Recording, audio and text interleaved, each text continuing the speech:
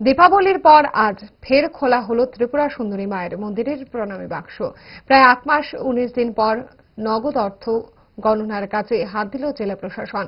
গোমতী জেলা প্রশাসনের কঠোর নিরাপত্তা বলে চলছে মায়ের উদ্দেশ্যে দান করা ভক্তগুলির নগদ প্রণামী গণনার কাজ। সকাল থেকে জেলা প্রশাসনের আধিকারিকেরা গণনার কাজে হাত দেন। গণনা পর্ব শেষ হতে রাত গড়াবে বলে অনুমান জেলা প্রশাসনের এক আধিকারিকের। এই গণনা কাজে নেতৃত্বে রয়েছেন জেলা প্রশাসনের ডেপুটি কালেক্টর কালিদাস ঘোষ। এই নিয়ে কি জানাচ্ছেন তিনি শুনুন। আজকে মায়ের প্রণামী বাক্স খোলা হলো, মূলত কতদিন পরে খোলা হলো? এটা দেওয়ালির আগে খোলা হয়েছিল আর এই দেওয়ালির পরে আজকে খোলা হলো। আমরা 10টার সময় আমরা প্রণামী বাক্সগুলি খুলেছি।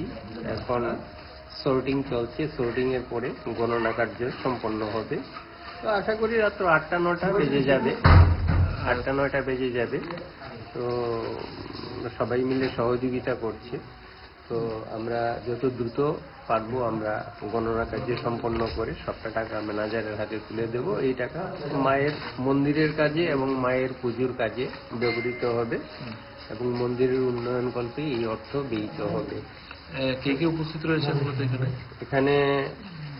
সিকিউরিটি পার্সোনেলরা রয়েছেন যারা আমাদের নিরাপত্তা দিচ্ছেন। এছাড়া আমাদের ডিএম অফিস থেকে 12-14 জন স্টাফ আমরা উপস্থিত আছি।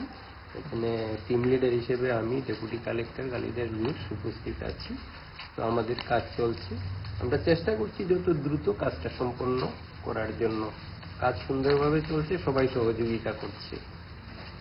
কত মাস পর খোলা হলো স্যার? এটা দেওয়ালির আগে হলে আমরা বোধহয় দেওয়ালি গেছে নভেম্বরের প্রথম দিকে, তাই না? 1 তারিখ।